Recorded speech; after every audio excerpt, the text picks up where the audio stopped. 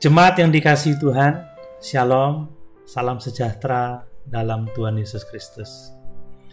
Renungan firman Tuhan saat ini, waspadalah terhadap guru-guru palsu, bagian kedua. Pada bagian pertama, kita telah belajar bersama bahwa kehadiran guru-guru palsu akan selalu menjadi ancaman bagi gereja Tuhan. Dan saat ini kita akan belajar alasan berikutnya mengapa kita harus waspada terhadap guru-guru palsu, yaitu karena cara kerja guru-guru palsu dalam memasukkan ajarannya begitu halus dan penuh dengan penipuan.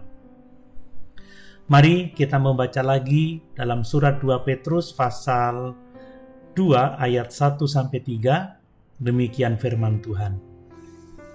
Sebagaimana nabi-nabi palsu dahulu tampil di tengah-tengah umat Allah, demikian pula di antara kamu akan ada guru-guru palsu.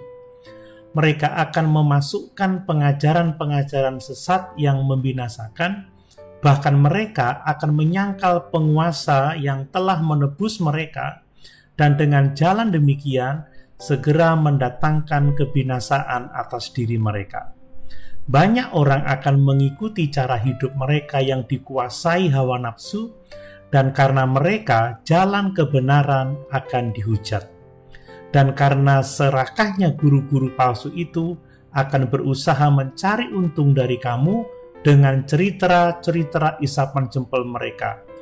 Tetapi untuk perbuatan mereka itu hukuman telah lama tersedia dan kebinasaan tidak akan tertunda. Jemaat yang dikasihi Tuhan, Rasul Petrus berkata dalam ayat 1 bahwa guru-guru palsu ini diam-diam akan memasukkan pengajaran-pengajaran sesat yang membinasakan.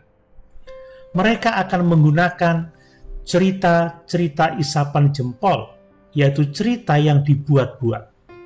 Guru-guru palsu menuduh Petrus dan para rasul mengikuti dongeng-dongeng isapan jempol manusia.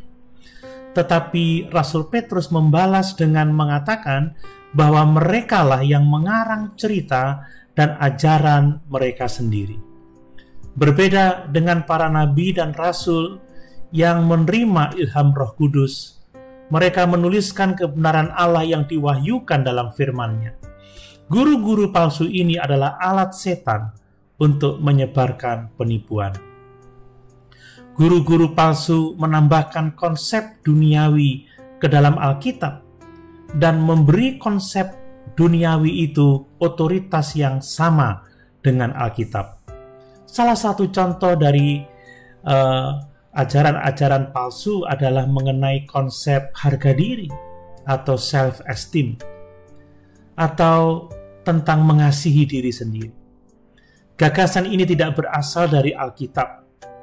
Kalau kita mengikuti gagasan ini dengan sia-sia, kita akan mencari ayat apapun yang akan mendorong kita untuk membangun harga diri atau untuk mengasihi diri sendiri lebih dari apapun juga. Terkadang orang-orang yang mendukung ajaran ini akan menggunakan teks Alkitab sebagai bukti, seperti contoh adalah kasihilah sesamamu seperti dirimu sendiri. Orang-orang ini berpendapat bahwa kita harus mengasihi diri sendiri sebelum kita dapat mengasihi sesama dengan benar, dan bahkan kita harus dapat mengasihi diri sendiri sebelum kita dapat mengasihi Tuhan. Namun kalau kita memperhatikan konteks luasnya di dalam Injil Matius pasal 22 ayat 37-40, kita akan melihat bahwa hanya ada 2 perintah yang Tuhan berikan kepada kita, yaitu mengasihi Tuhan dan mengasihi sesama. Tidak ada perintah untuk mengasihi diri sendiri. Kasih untuk diri sendiri adalah standar minimal. Jika kita hanya mengasihi sesama kita seperti mengasihi diri sendiri, kita akan memenuhi perintah itu.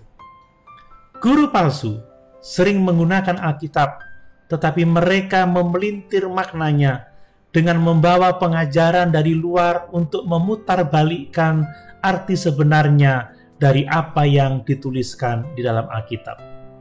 Seringkali mereka tidak terbuka tentang rencana-rencana mereka.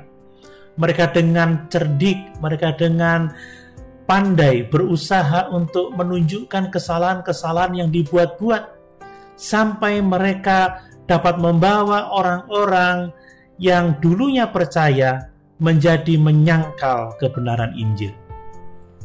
Sebagai contoh adalah masalah ajaran Allah yang esa, tetapi terdiri dari 3 pribadi yang kita kenal dengan Trinitas. Mereka yang menolak kebenaran Trinitas disebabkan karena mereka hanya menggunakan rasio mereka untuk memahami Allah yang tak terbatas.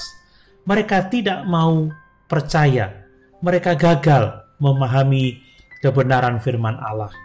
Mereka mengatakan bahwa ajaran Trinitas tidak alkitabiah hanya karena istilah Trinitas tidak kita temukan di dalam Alkitab. Mereka tidak bisa mengerti bahwa Trinitas adalah kata yang digunakan untuk menjelaskan kebenaran alkitabiah tentang keberadaan Allah. Konsep Trinitas jelas ada dalam Alkitab, sehingga istilah Trinitas juga dapat kita katakan bersifat alkitabiah. Rasul Paulus juga memperingatkan kita dalam 2 Korintus pasal 11 ayat 13-15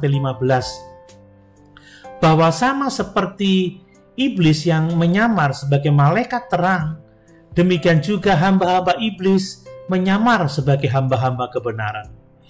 Tetapi mereka menggunakan cara yang sangat halus dan penuh dengan tipuan untuk mendapatkan pengikut-pengikut bagi mereka.